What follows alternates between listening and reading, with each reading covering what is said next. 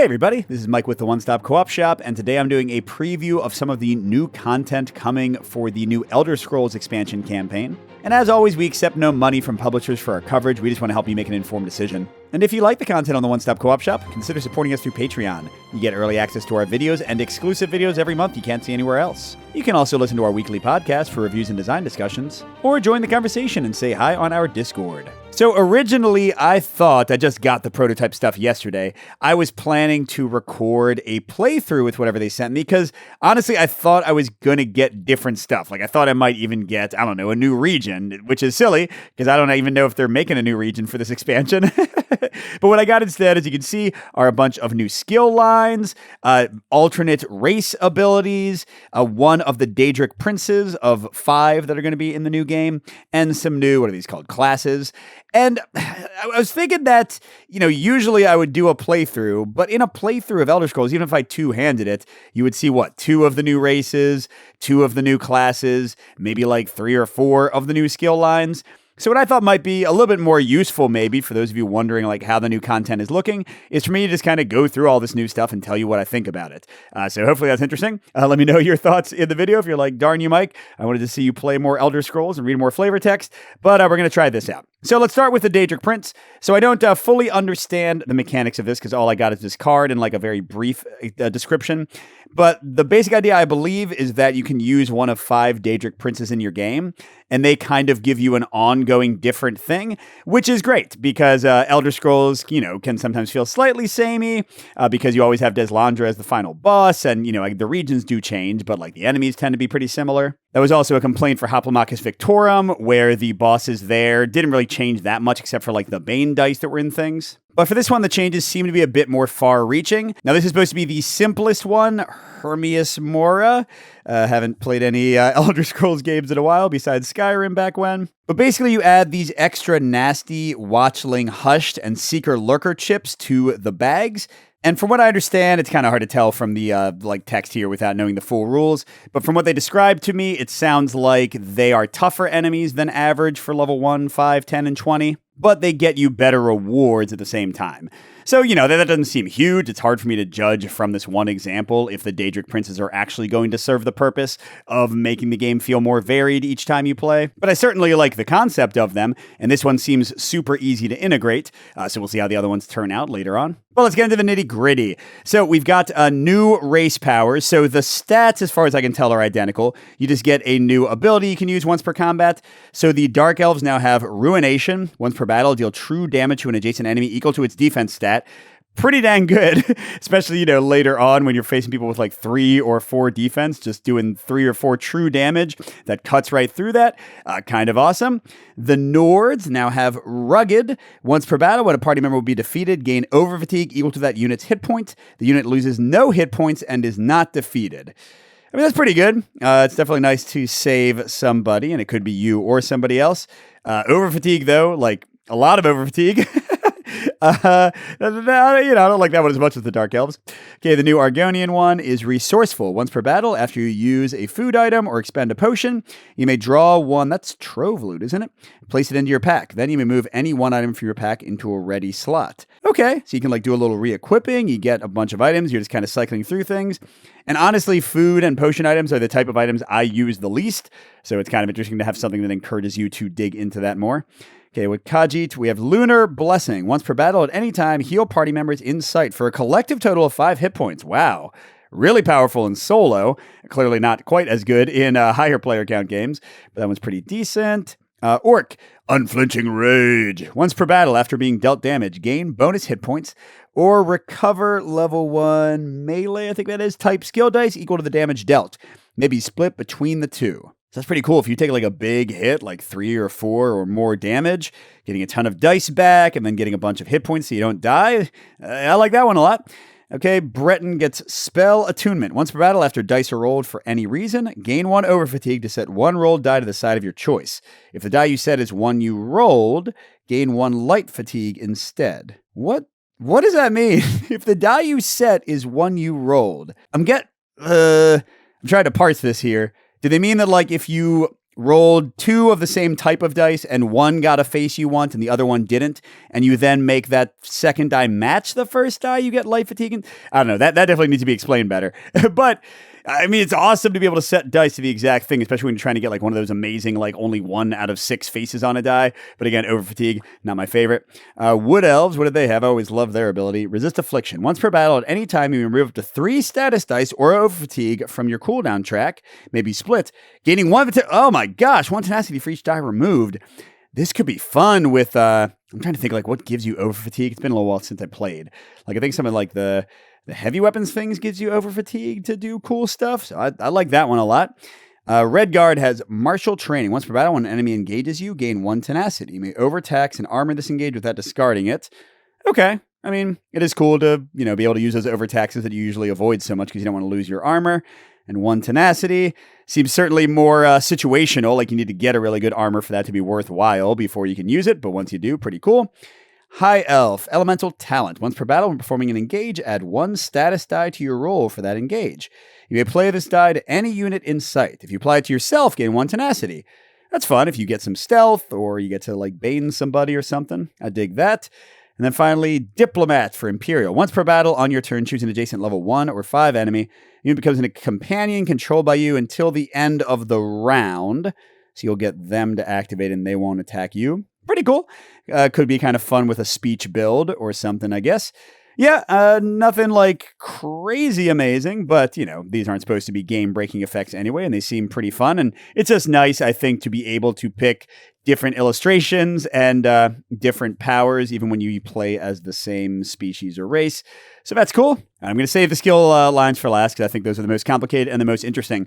But let's look at these new, again, were they classes? We got 2 for each color, blue, red, and green. All right, so first, we've got the Witch Hunter for the Magicka type 1. So they get to draw a level 1 enemy and place it on the sheet. And then when engaging an enemy of the same type, add combat dice equal to the combat stat of the chip on this card. That could be 2 or even, are there a few 3 combat level 1s? I think there are. That's pretty great. And then when you level up, which requires you to expend 3 potions in a single battle, that's weird. I don't know if I'd ever do that. But for the level up thing, you get to draw 2 level 1 enemies and pick 1 to place. Now, it does say start of battle. So I think it's before you would draw from the enemy bag and know which types are most prevalent. So unless it's like a quest or something where you know which enemies are going to come out, that's not quite as good as it could be otherwise. So let's see then. Silver Bolts. After dealing damage to an enemy with the same type as the enemy on the sheet. Oh, that's cool. Roll a status die and you can place it on the enemy you dealt damage to. You may, I guess if it's positive. So still pretty good for 1. This lets you replace your level 1 enemy, Evil Hunter. Chemistry lets you refresh expended potions. I guess that makes this not feel as bad because it could be the same potion. You could expend it, use chemistry, expend it again. And then this one's crazy. This is kind of, I think, the key of the class. While you have 5 tenacity, skill dice that must be rolled in magic or range battle form can be rolled in either form. I'm not quite sure what the implications of that are, but it sounds pretty cool. And yeah, mostly the same on the other side. It does become a 4 instead of a 5. And then Banish the Wicked. Deal a targetable enemy true damage equal to its health stat. The enemy must be the same type and the same level or lower as the enemy on the sheet. Then discard the enemy on the sheet and draw a new level 5. Oh, okay. I mean, I don't see being able to use 5 tenacity consistently to get to like a level. Oh, and it only goes up to level 5. Okay, so yeah, that's what it will do. It'll let you pretty much murder a level 1 pretty easily. And then you get a level 5, which is going to give you a bunch more potentially free enemy combat dice if the type matches. So, pretty luck-based, but fun. That's cool. And then we've got the Mage, the other magic one. Fill an entire attribute row with spell-type skill dice. So you could come from left and right and then meet in the center. That's doable, definitely doable. Okay, while engaging in magic, you may roll 1 more die than your Magicka stat. Okay, that's not super impressive. And then you may roll 1 more die than your magic stat. You may treat your magic stat, as if it is your stamina stat, so you can move. And I guess that would also just mean, it doesn't say while you're in magic stance, so you could suddenly be a lot better. You could just raise up your magicka a ton, and it would cover everything, both magic and non-magic stances. That's cool. All right, so what do we have for actual abilities? Okay, after you roll a dice, re-roll a die. Okay, you ignore sight restrictions if you have at least 2. Take a free movement action. That could be useful. Time stop before a non-quest enemy's turn. Skip its turn. Ooh, I like that a lot. And then Meteor. Deal true damage equal to your Magicka stat to a targetable enemy. Pretty solid, pretty solid. And those are all identical, except you can trigger the undo multiple times. But this is the big thing, I guess, that you can, well, is it that big? I don't know.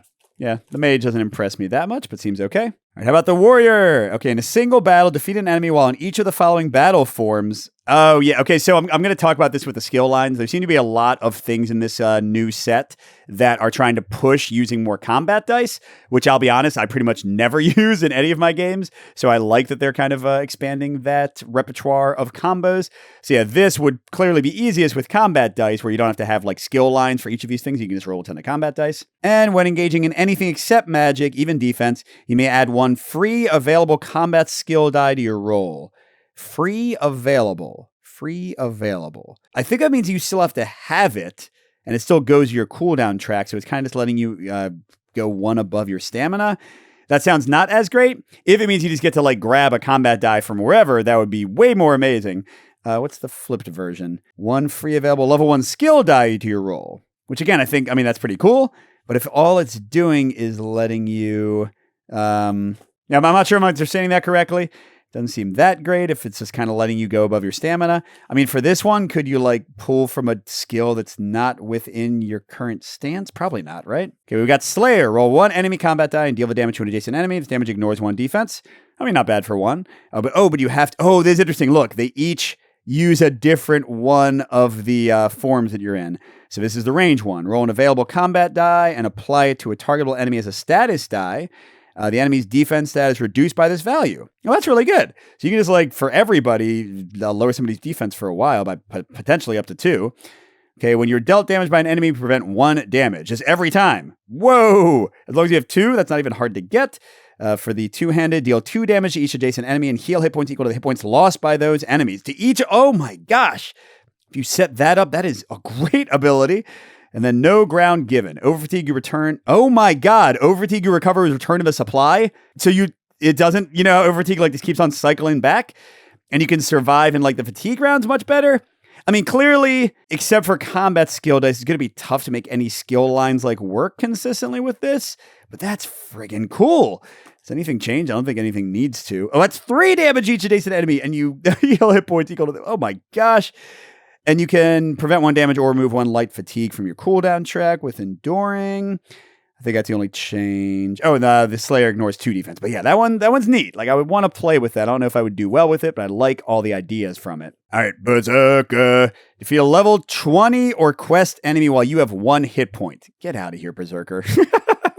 That sounds challenging. But at the start of your turn, if you're not at full hit points, you must roll the Rage die. Then resolve a free class ability with a tenacity cost matching the rolled result if possible. An ability triggered by the Rage die might still be triggered. So I saw this die. It goes up to 4. So if you roll a 4, you have to do a charging maneuver if you can. If you roll a 3, you have to do a combat frenzy or reach if you can. That sounds pretty cool. I mean, let's see. So continuous attack, deal 1 damage to each adjacent unit. Okay, so I guess you could accidentally hit your friends with that, which fits the Berserker thing. You may gain light fatigue equal to your current hit points to ignore defense on all enemies for this. What? I guess that's good if you're at 1 hit point and trying to kill a level 20, but otherwise that seems like a lot of light fatigue. Vigor. Gain 1 bonus hit point. The weakest adjacent unit also gains 1 hit point. Oh, yeah, so this is fun. I mean, this is what a Berserker should be. You could accidentally give an enemy next to you 1 bonus hit point if you get the Rage with a 2. Move an adjacent unit as many hexes as possible in the direction directly opposite you. Then deal it 1 damage for each hex it moves. So you don't want to be near your friends when you're a Berserker. But that's an amazing one if you roll it for the enemies. While engaging in either melee or two-handed, you may target opposing enemies up to 2 hexes away. Oh, that's great. And then charging maneuver. Choose a direction to move as many hexes as possible in that direction. You must choose a direction that would let you move if possible. If you would move into a unit, stop moving and deal that unit 1 damage plus 1 damage for each hex you moved. Then deal yourself damage equal to half of this rounded down. Okay. It's pretty awesome. I mean, hitting yourself is, I guess, going to get you ready for the vigor. Yeah, I like this. Anything major change on this side? I guess 2 bonus hit points instead of 1. Yeah, that seems about the same. Oh, after defeating an opposing unit, gain 1 bonus hit point. It's really cool, too. Yeah, I like Berserker a lot. And especially true solo, there's almost no drawbacks, except I guess sometimes giving enemies hit points with vigor. Okay, almost to the skill paths, but let's talk about the 2 green ones. Thief. There was another one that was like item based. While you have at least 1 yellow subterfuge type skill die trained of each of the 4 levels, successfully resolve a steal from the shop town square action. Okay. When deploying yourself at the start of a class, you may gain a light fatigue to deploy to any unoccupied hex. It's pretty cool. And then you may gain light fatigue to deploy to any, and if you deploy adjacent to a level 10 or 20 enemy, draw a weaker item. Okay. That's fine. Extra pockets. After any adventurer discards an item due to steal, gain that item. That's kind of nice. Again, situational. How often are people going to steal from you? When you be dealt damage, discard a lower item to prevent half the damage. That's cool. Draw an item for each enemy adjacent to you. Choose one to keep and discard the rest. Okay, so I like that they're like using items for tenacity. Poison injection. Place a maim status die into an active slot. After you're engaged by an adjacent enemy, you may apply the status die to that enemy. Okay, so let them come to you, and then remove up to 5 light fatigue from your cooldown track, then deal true damage equal to the... Oh, man, that's good. So, like, totally revitalize your cooldown and do a ton of damage in the mix. Just trying to see if anything changed. Oh, Night Thief. Place yourself on an unoccupied cache in sight and gain a stealth status die. That's pretty cool. It becomes Maim or Bane. You get more for more enemies. You can discard an additional item to gain a stealth die. Okay. So, cool. Yeah. I mean, not my favorite. I don't like things that kind of deal with items and caches as much, but it seems on brand for a thief. Okay, and last we've got the assassin. If you defeat a quest... Oh, this one's kind of special.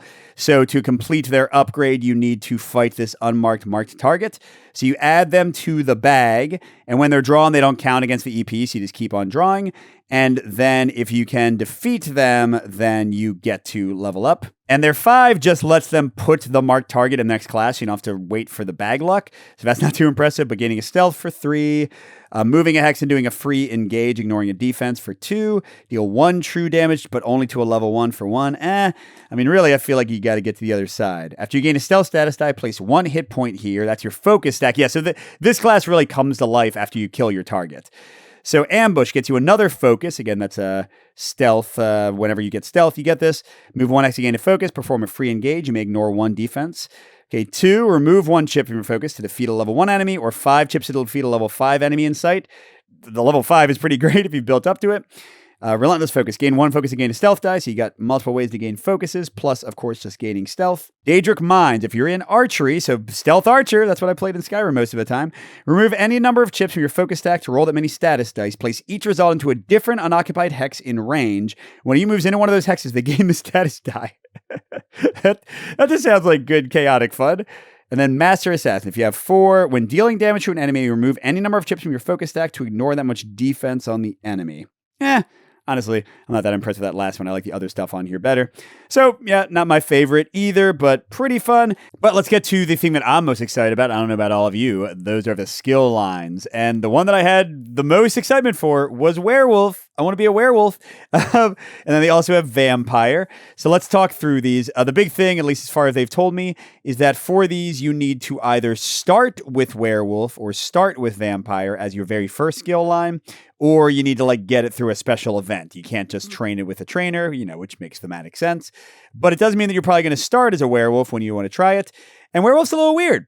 So first of all, you'll see you can use it in any of the main melee or defense stats.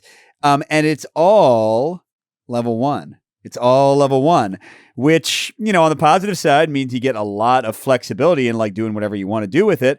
On the negative side, it means that you're starting out a scenario with Werewolf and you immediately have all the options, which could be good or bad.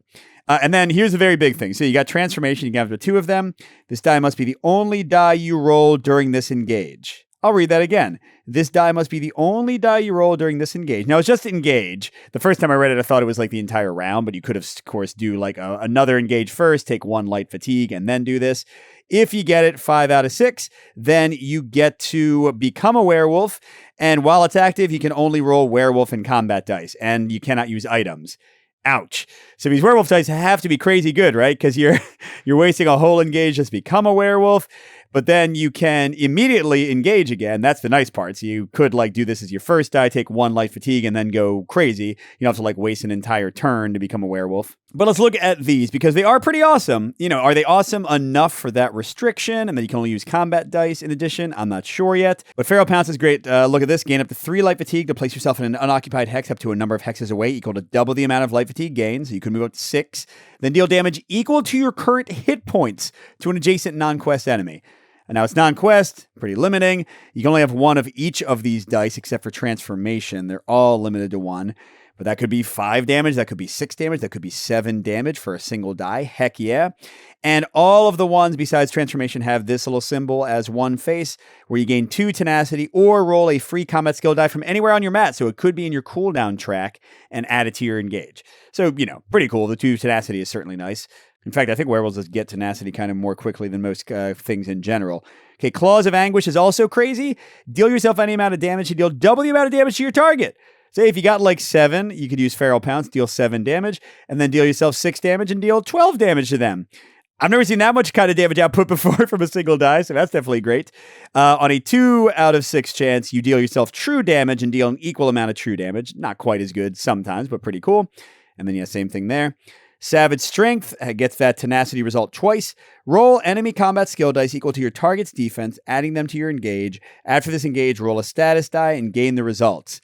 I mean, that's pretty hit or miss right there. I forget what percentage of the status die faces are positive. I think 2 or 3. But getting 3 free combat enemy skill dice that aren't going to go in your cooldown, that's pretty nice. You know, if you're going to get somebody with a lot of defense.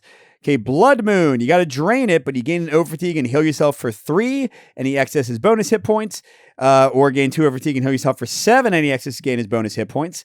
So a little rough with the overfatigue, but hey, if you got Feral Pounce or Claws of Anguish, getting all that hit points is pretty great. Okay, then another drain, Howl of Agony. Resolve any number of the following, losing 1 hit point for each resolve. Now only once. So defeat a level 1 enemy for free.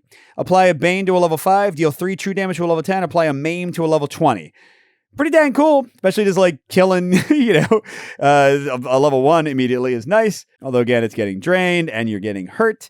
And then finally, last one, Devour. Discard an item to recover 1 combat skill, then heal yourself for 3 if the item was that, or 4 if it was a trove. They are trove chests, right? Any excess hit point is gained as bonus hit points. Friggin' great. Like, I like that one better than Blood Moon because you're not getting over fatigue. Still drains itself, but again, plays in great with Claws of Anguish and Feral Pounce. So yeah, werewolves, they're a little bit more niche than I kind of hoped they would be. I just wanted to be like a killing machine, and you kind of are, but I think you got to work at it. But that should be exciting to try out. It's certainly like an entirely different build than anything else in the game. All right, but now vampires, they do have the standard 1 through 4 level stuff. And they have the same thing that you can't start with it. They got a special rule about Blood Scion, which seems a little bit niche. I don't know why that's not just in the Blood Scion section. But anyway, their big thing first to call out, kind of like the werewolf, they have a die result on everything except their basic die. But here it's negative. You get a Bane status die or you drain the die. And you have to resolve this. You can't just choose to put it back in the cooldown. But then look, Feed, deal 1 damage to an adjacent enemy. It's true damage if they are a skeleton, undead type, and then you remove a Bane status die from your cooldown track. So I think you're just supposed to like kind of keep feeds in reserve until you need to get yourself back after a bad luck result. But what does the good luck do for you? So you got Misform, which let you swap with a targetable enemy.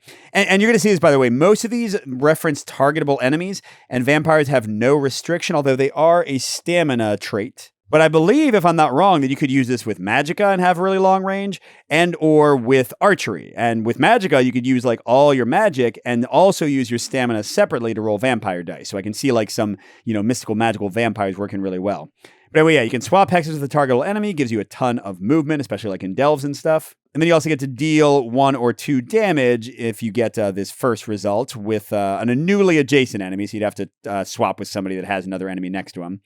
Mesmerize lets you apply a dazed status die to that many targetable enemies, and even quest enemies can get dazed. Pretty awesome, especially if you're like in Magicka or range stance, have really long range, and you roll a 5 or 6, that's crazy. Okay, then Blood Scion is a cooldown one, the only one they have.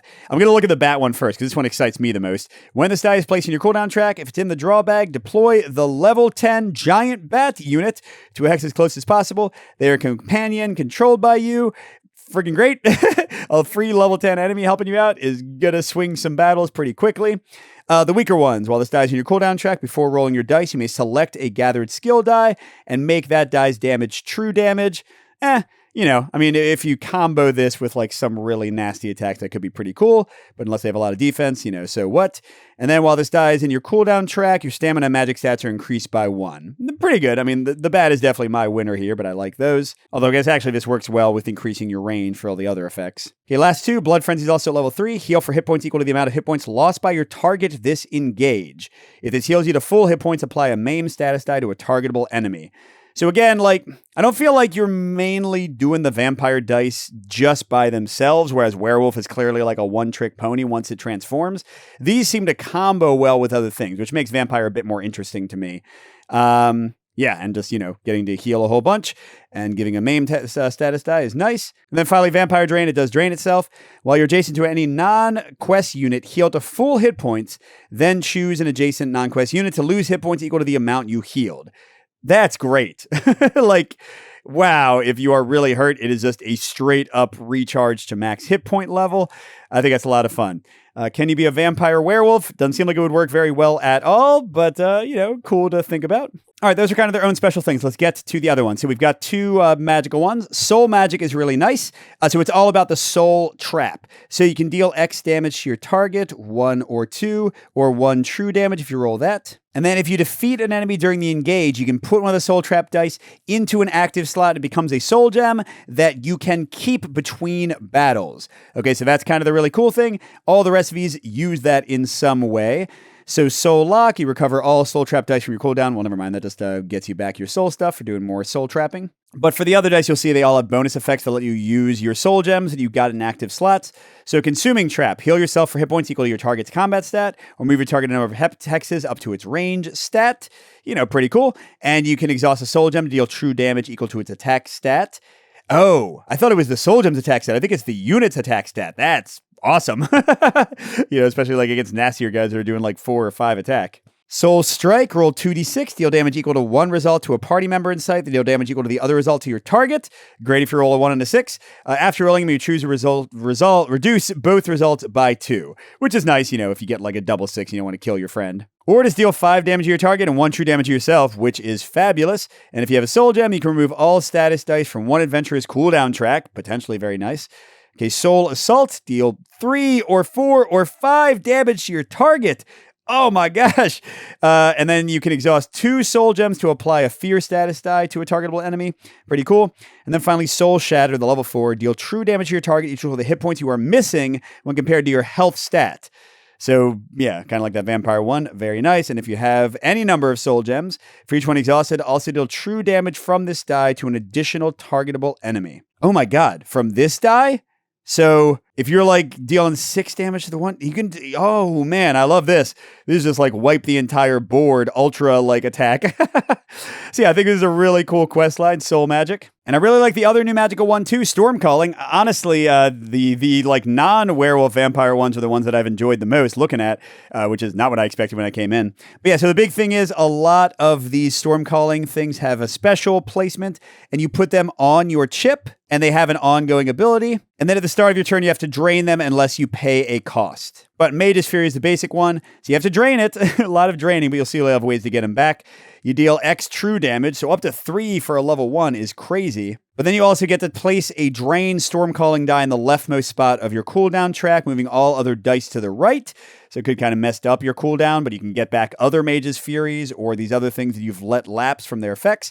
But let's go into the ongoing effects, because they combo with non-magica stuff in really cool ways. This is why I think this is a really cool skill line. Because look, Hurricane, when an enemy deals damage, you ignore the damage from any enemy combat die result that hits you with a 2. So the worst results suddenly become the best results, but you got to gain a light fatigue every turn. Pretty interesting. Lightning Flood, the other level 2. When engaging in melee or two-handed, you may ignore 1 defense on your target for each combat skill die you roll, not including enemy combat skill dice.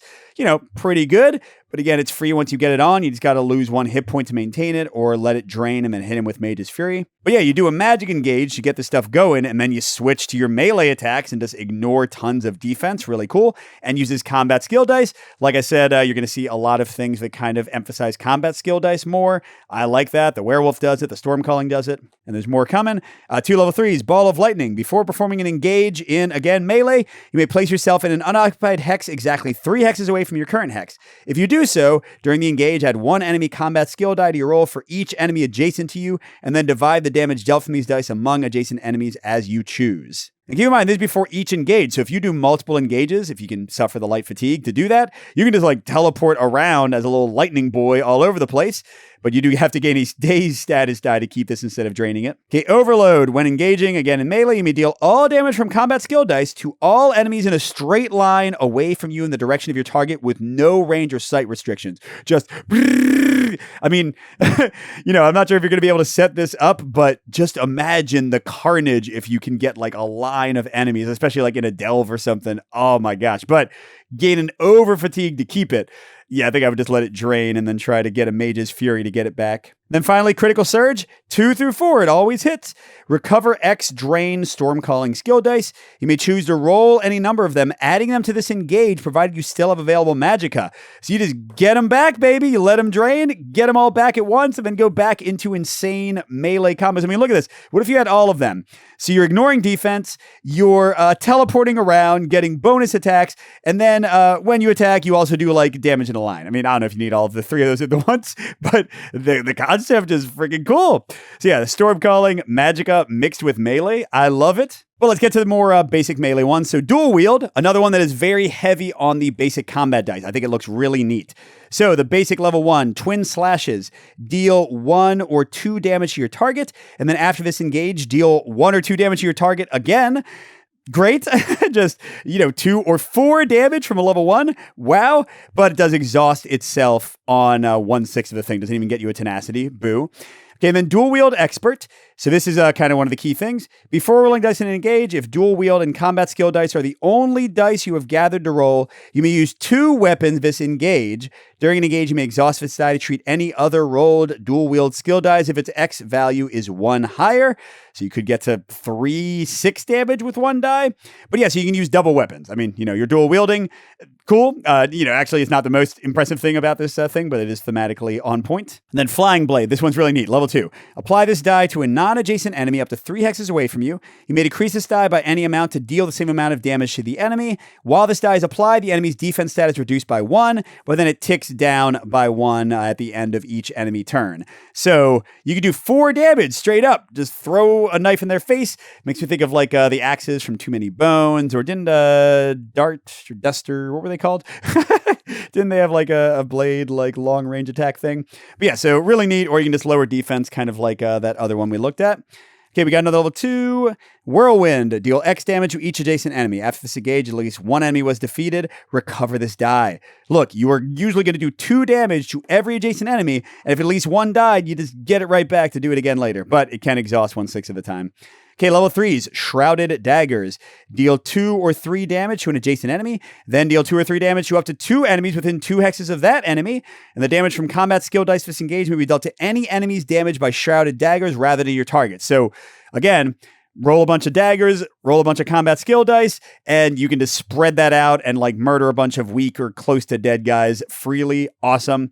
Rapid Strikes. Deal 0, 1, or 2 damage to your target, then choose to either re-roll this die or exhaust it. So you can just keep on going. But if you get the 6, you gain 2 light fatigue.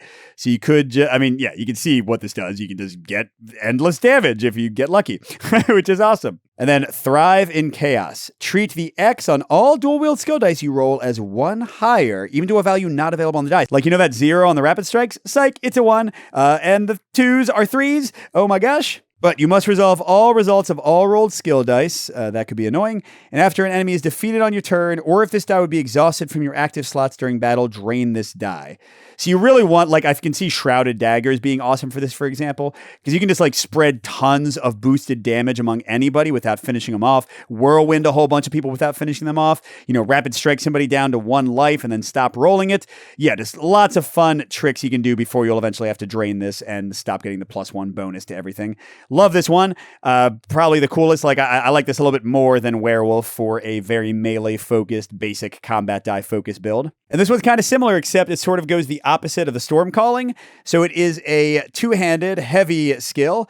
Before rolling dice during an engage, if you gather at least one Daedric Spear die and gather only Daedric Spear and basic combat dice, again, you may change your target to a non-adjacent enemy as if you were in magic stance, which means you want to boost your magic and your stamina. Interesting. But the level 1 is Biting Jabs. For each Biting Jab die you gather, it can be 6, you may add 1 free available combat skill die to your engage up to your magic stat. Again, I think that comes from your board, which makes it not as cool, but it's dealing 1 or 2 damage, just like a basic combat die. But hey, if you're boosting your magic up to get a lot of range, you could use lower stamina and still hit a lot. All right, Radiant Ward. This die can be used in defense and two-handed.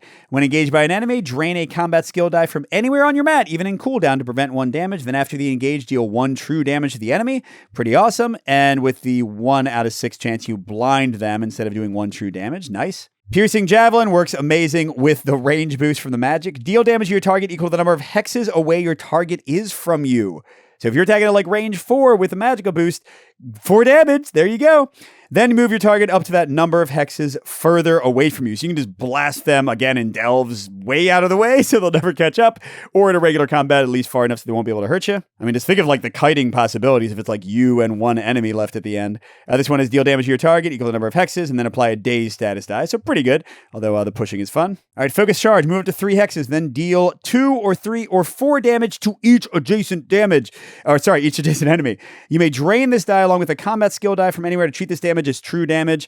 You know, great if they just happen to have a ton of defense and you're about to win anyway. And this one's really interesting. Spear Shards. Place this die, there's only 1, in the hex occupied by your target, and deal 3 damage to your target and 1 damage to each enemy adjacent to it. So you just like do a bomb, awesome spear attack. When an adventurer ends their turn in or adjacent to the hex containing this die, they can drain an available combat skill die to recover 2 or 3 or 4 leftmost dice in their cooldown track.